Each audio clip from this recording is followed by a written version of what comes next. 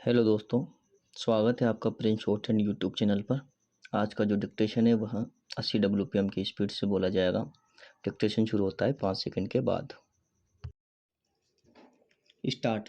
प्रधानमंत्री ने आज घोषणा की कि किसी राष्ट्र को इस बात की अनुमति नहीं दी जाएगी कि वह हमारे राष्ट्रीय विचार या हमारी चुनाव पद्धति पर प्रभावी हो। श्रीमती गांधी राजधानी के उन नागरिकों की एक विशाल रैली में बोल रही थी जो उन्हें बधाई देने के लिए आए थे।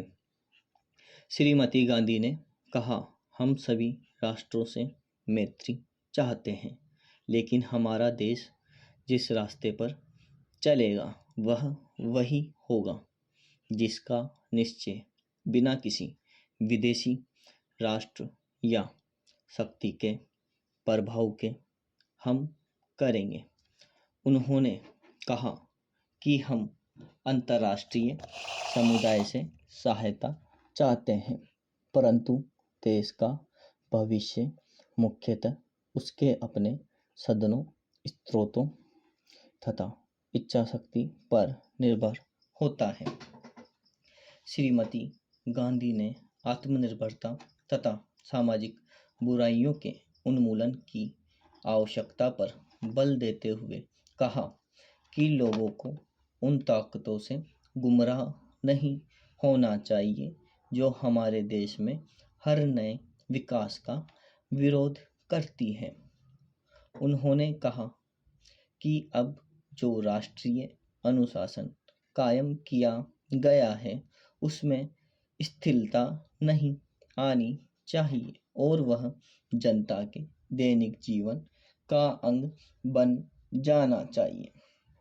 उन्होंने इस बात को पुनः दोहराया कि राष्ट्रीय एकता, अखंडता, अनुशासन और सहयोग से ही देश आत्मनिर्भर हो सकता है और उत्पादन बढ़ सकता है। उन्होंने कहा कि समाजवादी समाज के राष्ट्र का निर्माण कार्य जिसमें हर अमीर गरीब, हर जाति के, हर धर्म के व्यक्ति के सामने अवसर उपलब्ध हो, केवल रातों रात पूरा नहीं हो सकता। इस लक्ष्य को पूरा करने के लिए देश के हर नागरिक को जुट जाना चाहिए।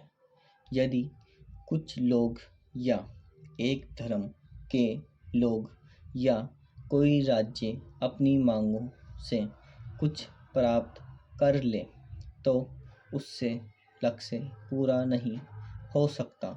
यह तभी हो सकता है जब सारे राष्ट्र में सत्य का समान वितरण हो और हर एक नागरिक राष्ट्र के प्रति अपने कर्तव्य का पालन करे।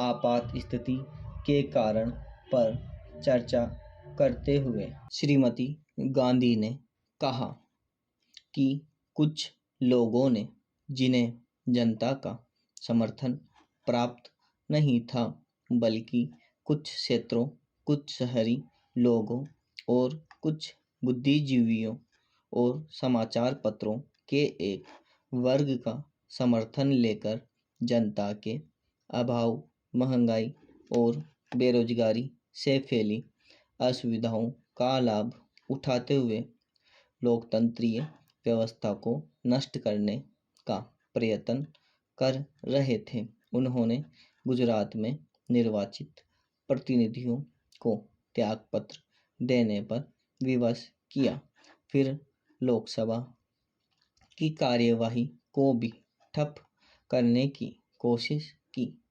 एक विवश नेता ने कहा था कि हम प्रधानमंत्री के निवास स्थान पर घेराव करेंगे। सभापति महोदय, मैंने जनसंघ के नेता द्वारा प्रस्तावित अविश्वास के प्रस्ताव को बहुत ध्यान से सुना। उनके भाषण सुनने के बाद मुझे ऐसा प्रतीत हुआ कि उन्होंने अविश्वास के प्रस्ताव की महत्ता की और उसकी आवश्यकता को ठीक प्रकार से नहीं समझा। उन्होंने स्वयं इस बात को स्वीकार किया कि इस राज्य सरकार की नीतियों के घोषित होने से पहले उन्होंने इस अविश्वास के प्रस्ताव की सूचना आपके कार्यालय को भेज दी थी। अविश्वास का प्रस्ताव किसी भी सरकार के विरोध इस बात को ध्यान में रखकर लिया जाता था कि उस सरकार की नीतियां असफल हो गई है। इस बात को ध्यान में रखते हुए कि चाहे कुछ राज्यों में विभिन्न विरोधी दलों को वहां का कार्य चलाने की जिम्मेदारी सौंपी गई है, हमारे देश की जनता ने देश का कार्य चलाने के लिए भारत का शासन कांग्रेस सरकार के ही हाथों में सौंपा है। हमारे देश की जनता का विश्वास था कि कांग्रेस ही एक ऐसा दल है जिसका में विश्वास प्रकट किया जा सकता है और इसलिए केंद्रीय सरकार को चलाने की जिम्मेदारी हमारे ऊपर आई है।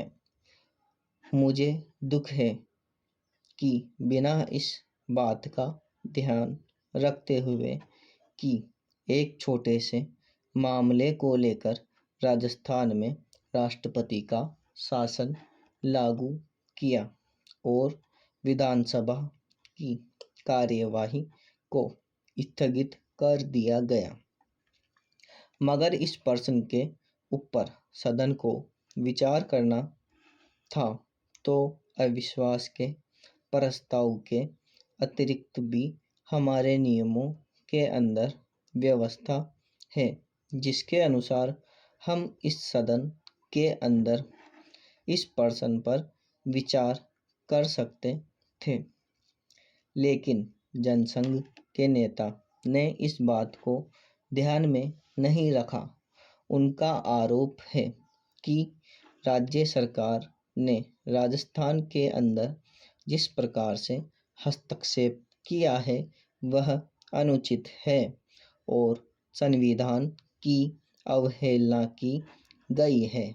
जिन तहाँ भावनाओं का ध्यान नहीं रखा गया है, उनका यह भी कहना है कि वहाँ जो निर्दलीय सदस्य चुनकर आए थे उनको राज्यपाल ने राजनीतिक अधिकारों से वंचित रखा है और कहा है कि कांग्रेस पार्टी जो वहाँ का सबसे बड़ा दल केवल उसी को वहाँ पर सरकार बनाने का अधिकार है।